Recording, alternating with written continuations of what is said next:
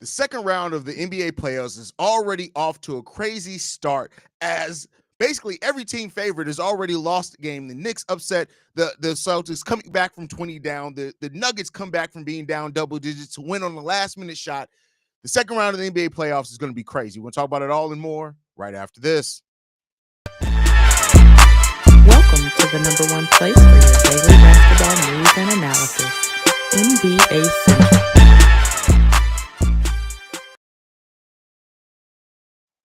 What's going on, basketball fans? Welcome to another episode of NBA Central, your number one spot for everything basketball related. I'm the host there, Haize, but more importantly, you guys can follow the channel at NBA Central Pod on every social media platform we happen to be on. With that said, let's go ahead and get into this content for today, y'all. And yeah, this has been a wild start to the second round. So far, to the games that have been played, of course, the Timberwolves Warriors that series has not started at all yet. But out of the three games we've gotten played so far in the second round of the playoffs, the higher seed has lost every single one of those games so far, right? And it was all capped off last night with the Denver Nuggets beating the Oklahoma City Thunder yesterday on a crazy shot by Aaron Gordon. And you just can't count out any team in the playoffs. Of course, it all started with the Cleveland Cavaliers and their loss at home against the Indiana Pacers that put them down 1-0. Then the Boston Celtics had a huge lead against the Knicks.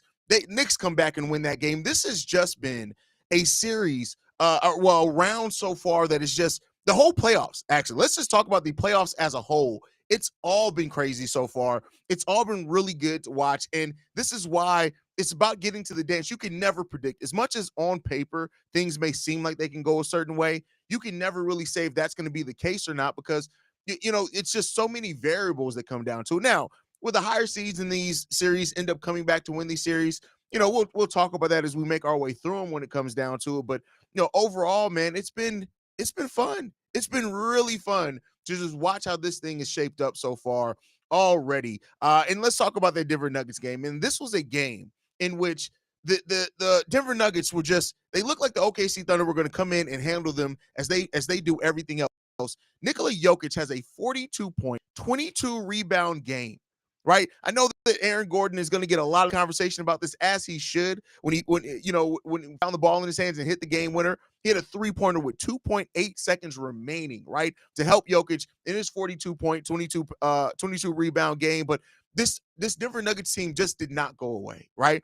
And through all the things that the Denver Nuggets have gone through, losing Mike Malone, losing their GM, having some defensive issues over the course of the season and things like that, like, for Aaron Gordon to win this. And keep in mind, this is Aaron Gordon's second game winner of this playoffs already when it comes down to it. Like David Alderman, who I think at this point, I don't think he's the interim coach anymore. I feel pretty safe in saying they're probably going to give him, that head coaching role unless something crazy happens when it comes down to it, because this Denver Nuggets team has, they beat the OKC Thunder by coming back down from what they were down, man. It's crazy. 42 points, 22 rebounds, 6 rebounds, 2 blocks, a steal from Nikola Jokić in this game. He does have 7 turnovers. He's going to have to get that tightened up a little bit. 22 points, 14 rebounds from Aaron Gordon in this one. Jamal Murray with 21 points. Russell Westbrook continues his playoff redemption in this game with 18 points that he came with off the bench. And the Denver Nuggets are only going 3 players deep into their bench, right? They have their rotation set. So much of the heavy lifting is done by the starters. I said it coming into the series. It's the starters of the Denver Nuggets and Russell Westbrook. Not to say that Peyton Watson, can't have a good game, a solid game from time to time, but it's really those players doing the heavy lifting. And Michael Porter Jr. really didn't give the Nuggets very much at all. He played 24 minutes. He went 1 of 8 from the field, 2 points, 4 rebounds. But the Denver Nuggets were able to overcome all of that, man. And it's not like Shai had a bad game. Shai had 33 points, 8 assists, 10 rebounds in this game. You got 12 from Chet, 16 from Jalen Williams in this one as well. Isaiah Hartenstein had 12 and 9. We already knew it was going to be a difficult series for him. Lou Dort had 14. You got 20 off the bench from Alex Caruso. Usually the OKC Thunder win that game. They usually win a game like that. But, they were able to come back and fight in this one, man. So, it is what it is, man. Lloyd says, open the super chat here. God bless you for the hustle, my boy. Oh, we don't have super chats on this channel? I honestly had no idea, bro. Had no idea. Hold on. I don't even know. I'll have to get that done after the fact. I didn't know we didn't have super chats over here. I didn't even know you could turn that off. There it goes. Oh, turn on super chats. My bad. My bad. I didn't even give y'all opportunity to support the channel if you wanted to. There you go. You probably have to refresh. Super chats just got turned on. But let's get back. If OKC and Boston and get it's early, but if they get knocked out, you're never going to hear the end of it more for OKC than Boston since they just won last year. I hear that. Why does Denver head coach look like he Mad Magazine guy? Oh my God, that is so freaking accurate. But let's get back onto this. But so the Denver Nuggets, they take game one in this series, but that they can't rest on this one. Yeah, they take home court advantage back for now. OKC Thunder is going to come back. They're going to come out with a lot of fire. They're going to understand that no lead is safe in the NBA, and especially in the playoffs against a team like the Denver Nuggets. And with Jokić doing what he's able to do, he's always going to, I think, be able to do enough to keep the team close enough, right? And then it's how do you get who from your supporting cast steps up? And yesterday they got big contributions. Russ, Jamal Murray, Aaron Gordon, they all stepped up like they needed to do. Christian Braun made some important shots in that one. He also had 13 rebounds in that game. So you're going to have to continue that. Keep up the pressure. You cannot ease up on the OKC Thunder. You stole game one. Now what do you do after that, right? That's the question here. But then let's get to the first game of the night. The New York Knicks come back and win this game 108-105 in overtime at that in game one of a series versus New York and Boston, two of the most storied franchises in the history of the NBA. To even have a playoff series is already crazy enough, right? And this is a Tom Thibodeau coach team. And while the Knicks have defensive issues, make no mistake about it, you always knew coming into the series that you were going to need big performances from Jalen Brunson and from Karl-Anthony Towns. And Jalen Brunson did not disappoint. 29 points, even though he only goes 9 of 23 from the field. In this one, he goes 5 of 9 from three-point range. He gets to the free throw line 7 times in this one, but 29 points from Jalen Brunson, 29 points from OG Anunoby, 14 points, 13 rebounds from Karl-Anthony Towns. But the Knicks they did not give up. And that's really kind of the theme of last night in these NBA games is not giving up. They didn't give up. They did not give up, and they kept chipping away at it when it came down to it. And, Jalen Brunson after the game said this: we told each other, just keep believing, just keep fighting and sticking together and keep chipping away. There wasn't going to be a 20-point shot. And you're right. You don't get off of that by coming in, and you have to do it methodically. And that's what they did yesterday. They did not give away. They kept fighting in that game. And these are the type of games that you look back on. If either New York or Denver win this series, you're going to look back on these game ones and the momentum that they were able to gain in that by what they were able to do. Like, you have to be able to have that type of thing if you're going to want to win games, especially when you're not favored in. Like, the Boston Celtics are favored in this series. They should be favored in this series, make no mistake about it. But it was the balance that they did it with. Like, Boston only went 15 of 60, 25% from three-point range. Are they going to do that again in the series is the question here, right? And the New York Knicks hit 45% of their threes, going 17 of 37. So they kept that math problem down, right? That's how Boston Celtics like to really attack teams, is the math problem. The Knicks had a 53% true shooting percentage in this game, and they needed that, especially when the Boston Celtics have the three-point attack that they do. You're going to have to attack it that way, and they were able to match with runs, and that's how you're going to have to play, right? The New York Knicks are going to have to uncover something in this game if they're going to want to, in this series, if they're going to want to do it. The Knicks started off the fourth quarter in this game with a 22-7 run. A 22-7 run. That's what got them back in this game. That run lasted from the start of the fourth quarter until 3 minutes and 18 seconds remaining in the fourth quarter. They were kicking the Celtics' ass just at the start of the fourth quarter. They basically lost everything else in this game, but because they did not go away, that was what crazy to see. And I wish JB was going to be on this one. You look at six-man shenanigans going forward. JB is going to be my co-host here. But I wanted to get this episode out today, early this morning. And it just, the way that the New York Knicks, and when you look at that run that the Knicks went into, that 22-7 run, Jalen Brunson had 11 points alone in that run, scoring almost half of the points in the total from the New York Knicks in that run. And that's how Jalen Brunson can play. Like, we all know, and we've all seen it. When Jalen Brunson is in his bag, right, for lack of a better term, he's almost unstoppable. When he gets into the flow offensively, he's almost unstoppable. And so, when it comes down to that, it's just difficult to stop Jalen Brunson when he gets out to that momentum and playing at that level. And that's what really helped push this New York Knicks team forward, right? Lloyd says the refs was definitely on Boston's side. Absolutely, bro. Absolutely. But, I mean, you're going to get home cooking. You're going to get home cooking. And you look at what the Boston's done, the defending champions. It's going to happen when it comes down to it. But, the Boston Celtics are going to have to get back into this. They're going to have to figure some shit out. You had 23 points from Jaylen Brown, 23 points from Jason Tatum, both respectively. Kristaps only plays 13 minutes. He gives you nothing. He puts up a Tony Snell stat line. That's not good. You get solid production from Derek White. Peyton Pritchard gives you 13 off the bench, but it wasn't enough. It was not enough, right? And so I know that the Boston Celtics fans are going to look at it and look at the fact that they only shot 25% from three. They shoot better from three this game. You make that case where they would have won this game. It's not like the Knicks put on a defensive masterclass or anything like that. So this is a series to watch. But with the New York Knicks still in game one, again, that momentum, you kind of snatch that. And now you got to look to see how you're going to try to gain that back if you're the Boston Celtics, because you cannot.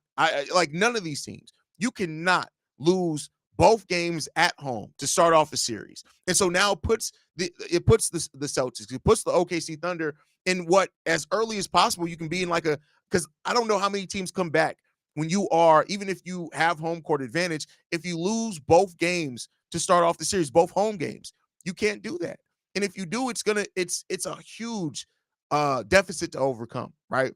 But let's switch gears from the games last night, which were amazing and make no mistake about it. Talk about the two games that we have on the docket tonight.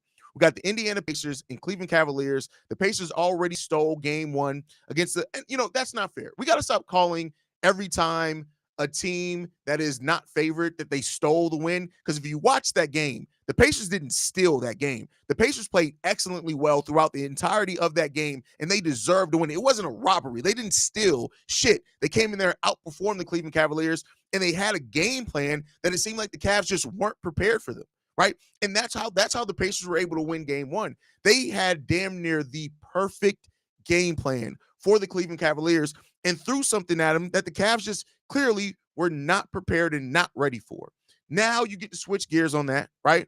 Now the Cavaliers have tape on that, and it comes down to coaching. It comes down to coaching. Can Bickerstaff, out of what he saw in game one, how quickly can he adjust? Can you adjust in game two? Because the Pacers might have they're going to try to repeat that success. There's no doubt about that. They are going to try to repeat that success, and they're going to come out with a similar game plan. And unless you know how to stop it, why are we going to stop doing it, right? And so the Pacers now, a team that did win 50 games, make no mistake about it. And while they had a slow start to the season, we know how good the Pacers offense can be when it gets to rolling. And this isn't last year's team, right? The 2023-24 Pacers were doing it all with pace, no defense, nothing like that. This is not the team that's killing you by just running up and down the court quickly, right? They're being a lot more methodical in how they go about their offensive game.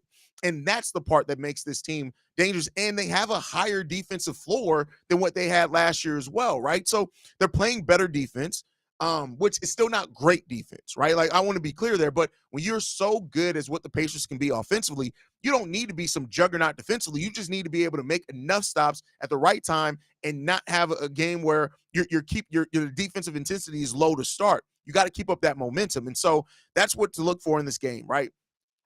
The Pacers game plan, how much of that game plan from game one translates over to game two, and how better prepared are the Cleveland Cavaliers for it, right? We know missing Garland is going to be huge for them. And I said that coming into that series, that is the thing that the Pacers have to take the most advantage of. He's called questionable for game two. We'll see what happens there. Evan Mobley's listed as day-to-day. DeAndre Hunter's listed as questionable for today's game as well. If any of those players miss, the Pacers have to try to do everything they can to win game two. If you can go to Indiana up 2-0 against the Cleveland Cavaliers after winning two games at home against them, I tell you what, they got the momentum at that point. Even if the Cavs win one of those games, they got the momentum at that point, right? And so with the way that the Pacers attack the Cavs defense and they just seem not prepared for it, that's where you're going to have to try to attack this this Cavaliers team again. And the Cavs on the flip side of that, we know they're missing Hunter. If they're missing Darius Garland, but they're going to have to find a way. You know how embarrassing it would be for the Cavs and how much they ran away with the Eastern Conference to lose in the second round and not even make it to the ECF.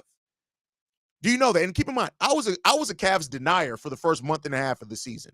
I was a guy that looked at this Cavs team and I was like, they're good, but I don't know how much I believe that it's going to carry over, right? And this was what I was worried about. Now, I'm not trying to call myself Nostradamus because I still think the Cavs are going to win this series, right? And the Cavs, they better win this series.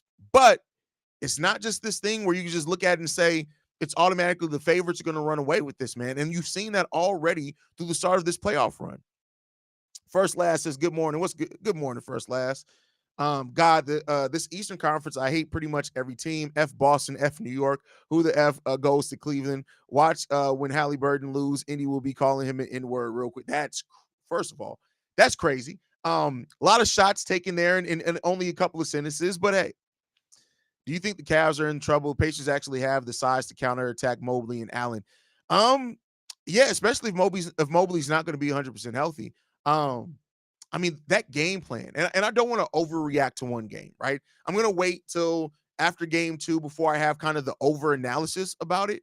But the Pacers game plan, the way that they attack the Cavs defense, the way that they hedge things on the defensive side of the ball, right?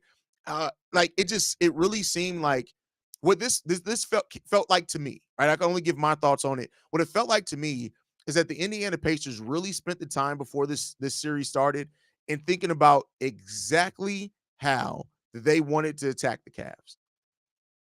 And the Cavs looked at it and said, and not to say that the Cavs weren't looking specifically at the Pacers, but I think the Cavs, how good they've been defensively this season, they looked at it and probably like, all right, we're going to do what we do defensively. We're going to get out there. We're going to do these things, X, Y, Z. But man, the Pacers, that's such a momentum snatch to be able to come in there and snatch away game one like they did.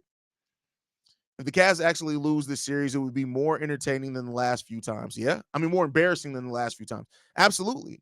Right. Because this is a Cavs team that wasn't just the best team in the Eastern Conference. Like, I mean, other than, of course, Boston, but like they ran away with it early and they've been in that position basically the entirety of the season. Right. But so, we'll look out to see what the Cavs do tonight. Again, I still think the Cavs are still favored to win the series. But if they lose tonight to the Indiana Pacers, to me, that shifts my thinking on it. But then let's get to the next game today. The Warriors versus the Timberwolves. This is a series I am super excited for.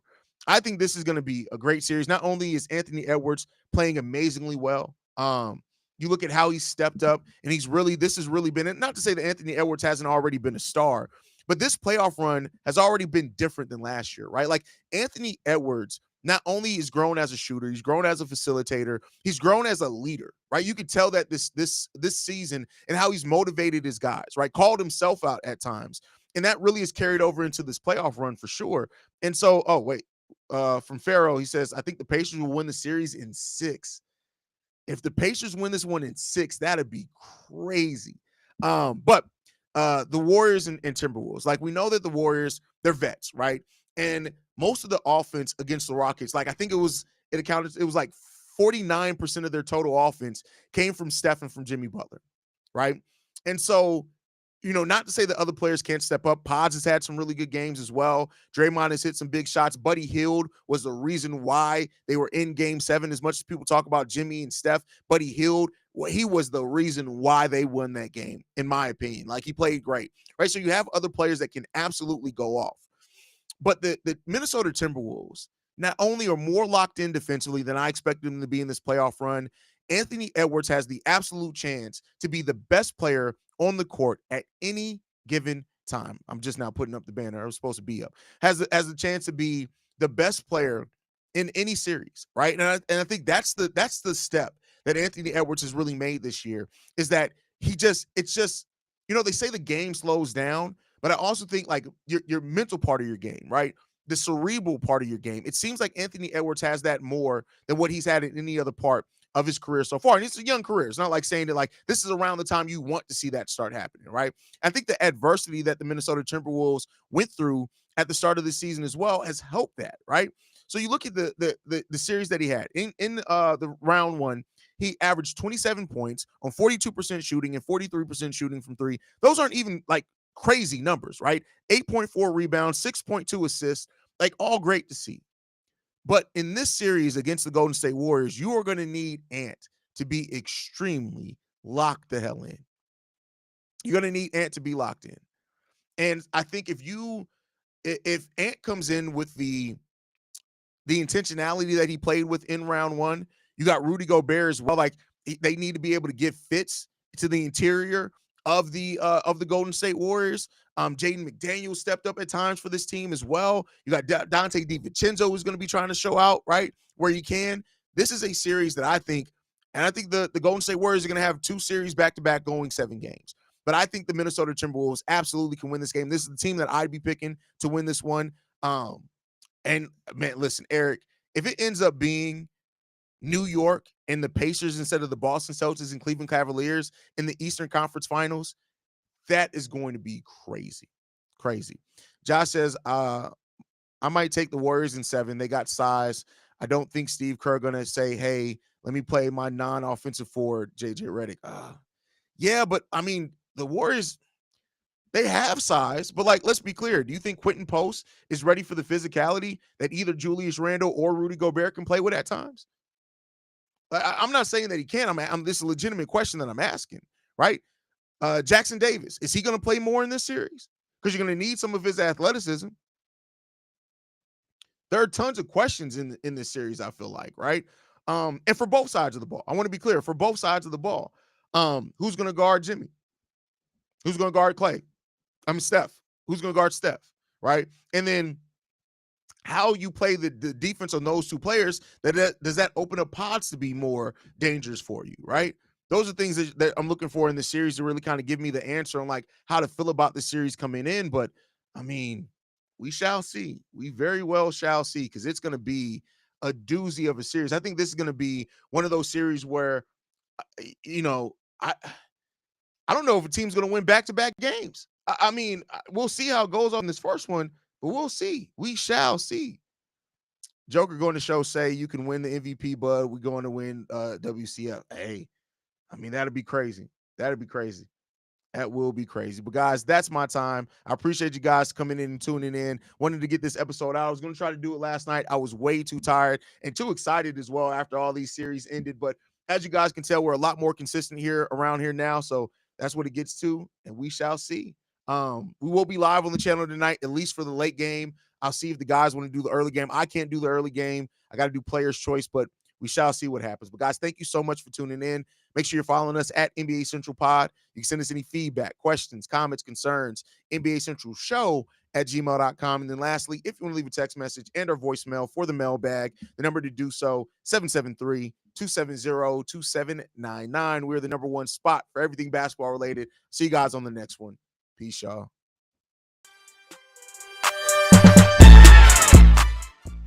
This